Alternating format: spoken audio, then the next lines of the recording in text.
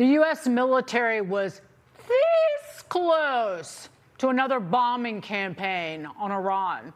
But today, President Trump giving the regime one last chance, announcing on Truth Social that he has canceled a scheduled attack on Iran tomorrow at the request of various leaders in the Middle East, citing, and this is a quote, serious negotiations now taking place. But he is instructing his top brass at the Department of War to, quote, be prepared to go forward with a full, large-scale assault of Iran on a moment's notice in the event that an acceptable deal is not reached. This decision comes after a weekend of huddling with his national security team on next steps and rejecting Iran's latest proposal, telling the New York Post today that he is not open to any concessions for Tehran. This makes me want to scream into a pillow. The speed at which money appears for a full, large-scale assault versus the slow pace of funding anything that actually helps people is genuinely maddening. They talk about budgets while threatening war, but it's never about the money. Joining us now, former CIA station chief Dan Hoffman. Dan, always a pleasure to see you. Is another assault by the United States avoidable at this point?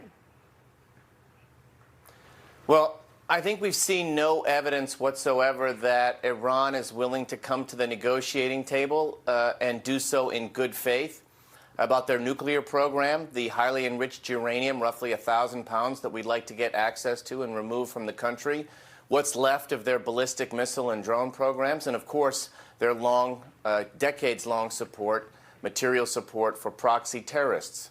Those are the things that the JCPOA never really addressed. There were sunset clauses for the nuclear program and nothing whatsoever about the ballistic missile program or Iran's terrorism.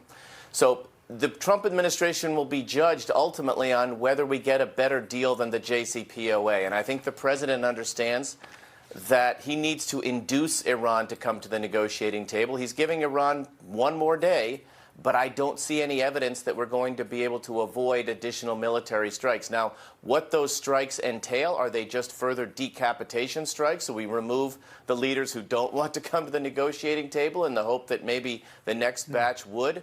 Or whether there are more extensive strikes on Iran's security facilities or their weapons facilities. We'll just have to wait and see. I'm sure the president's being briefed by his national security team and asking the CIA about our intelligence and what might induce Iran to change their behavior.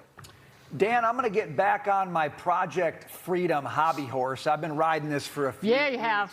And I just think if you want to really change the game there, get the strait moving for everybody but Iran. It takes away all their leverage, but we seem to have thrown that out the window for these negotiations, and I'm not hearing a lot of talk about it coming back. Do you think there's any chance that's going to be a centerpiece or a big part of what the president has planned next? I think it has to be, and you're absolutely right. We need to own escalation dominance in the region, and right now we don't. Iran has interrupted the flow of goods, especially oil, but not just oil, fertilizer and other things that are important for our economy through the Strait of Hormuz. And they've disrupted the global economy. And so we need to reopen the strait. And how we go about doing that, unlikely, I think, that we'll do it through negotiation, because we need to keep the blockade on, as you said, to pressure Iran. But we need the strait to be open, and it may take quite a bit of input and U.S. military assets on the ground to make that happen if it comes to that. Your expertise of many, but I'd say the primary one might be Russia. And Dan, the U.S. issued its third temporary waiver on Russian oil sanctions just a few hours ago. And this is just to keep the oil flowing. We understand that. But how does that potentially help Russia and even hurt Ukraine? Well, it helps Russia, and it hurts us not just in Ukraine, but it hurts us in the Middle East. Look, it's very clear how this century's axis of dictatorships, that's Russia, Iran, North Korea, and China, are aligned against us, the United States and our Western allies, not only in Ukraine but in the Middle East as well. Russia and China want to reduce or eliminate altogether U.S. influence in the Middle East, and their principal ally there is Iran. And so by giving Russia this waiver, we're allowing them to increase their total revenue that they can use not just on their war in Ukraine, but as needed to project power in other parts of the world. Dan Hoffman. And it's a point of leverage that, frankly, we're giving up. We appreciate your expertise. Always good to have you on these issues. Thanks for joining us, Dan. All right, thank you. Okay, so let me get this straight.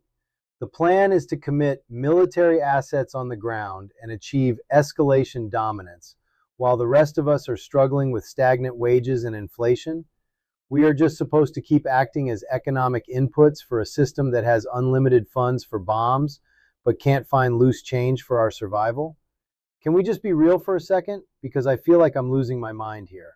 We just watched a segment where experts casually discuss a large-scale assault and decapitation strikes as if they're playing a video game. They talk about the global economy and the flow of oil, but notice how they never mention the human beings actually living in that economy.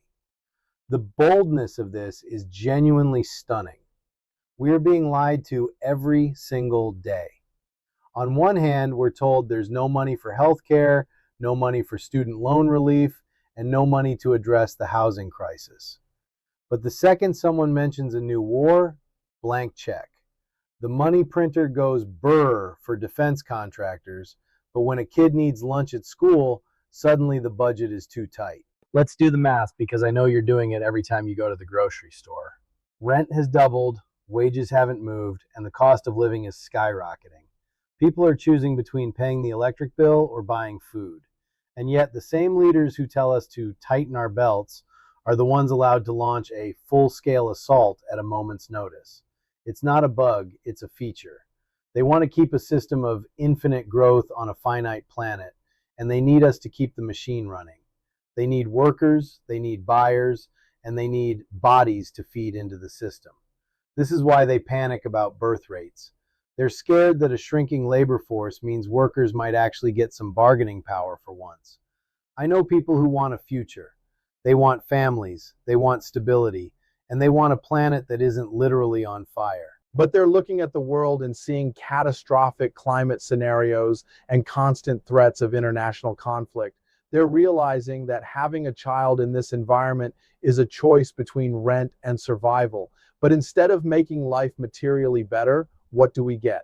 We get lectures about duty and escalation dominance. We get told that the problem is our moral failure or our avocado toast, instead of admitting that organizing society around maximizing profit for the wealthy has consequences. The hypocrisy is insulting. They'll fund a war that doesn't even work before they'll fund a dental appointment for a working class citizen. They're obsessed with owning escalation dominance abroad while losing total control of the social safety net at home. We're watching the country fall apart in slow motion, and the people in power are actively making it worse. They don't feel the pain of a medical bill or a rent hike, so it doesn't seem real to them. To them, our struggles are just numbers on a page. Something has to give. You cannot have a society where the majority of people are one emergency away from financial ruin, while billions are prepped for large-scale assaults. History shows us what happens when inequality reaches a breaking point, and we're getting real close. Until they build a world that is actually suitable for humans, where healthcare is a right, housing is affordable, and escalation refers to our quality of life instead of our military budget, I'm going to keep being this angry. Anyway, that's enough existential dread for one day. I'll see you next time when I'm probably equally pissed off about some other late-stage capitalism nonsense. Peace.